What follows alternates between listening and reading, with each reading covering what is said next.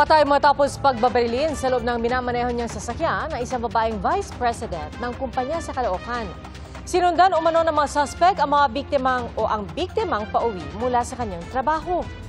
Saksi, si Marisol Abduraman, exclusive. Nakaparada ang mga sasakyang ito sa loob ng subdivision sa Caloocan City dakong alas 6:30 kagabi nang bumangga sa mga ito ang isang dumating na kotse. Sa di kalayuan, nahagip ang bahagyang pag-abante at pag-U-turn ng motorsiklo may dalawang sakay na mabilising umalis papunta sa kung saan sila nanggaling. Sila pala'y mga suspect sa pamamaril ng babaeng driver ng kotse, bagamat hindi na nahagip ng CCTV ang krimen. Pagpasok po nila ng subdivision, siguro mahigit kumulang 200 meters lang po .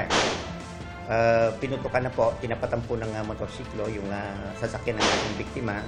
Patay ang 46 anyos sa biktimang vice president daw ng isang kumpanya na may kinalaman sa armored truck.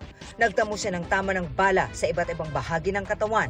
6 na basyo ng kalibre 45 ang na-recover ng mga otoridad sa crime scene. Sinabject na natin sa ballistic upang makumpara natin sa lahat ng shooting incident na nangyari dito sa nationwide po. Base sa investigasyon ng Caloocan Police, minanmanan ng mga suspect ang biktima.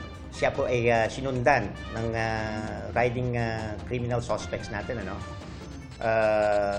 sa trabaho niya.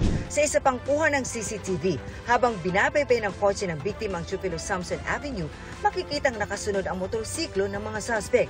Siya po talaga ang punterya ng mga suspects po natin. Professional hit, naupahan po. Siguro mga 8 houses na lang po para makaabot siya doon sa kanyang bahay. At tinapatan po ng gunman natin yung sasakyan ng biktima dito sa left side po. Patuloy na inaalam ng mga otoridad ang motibo sa krimen.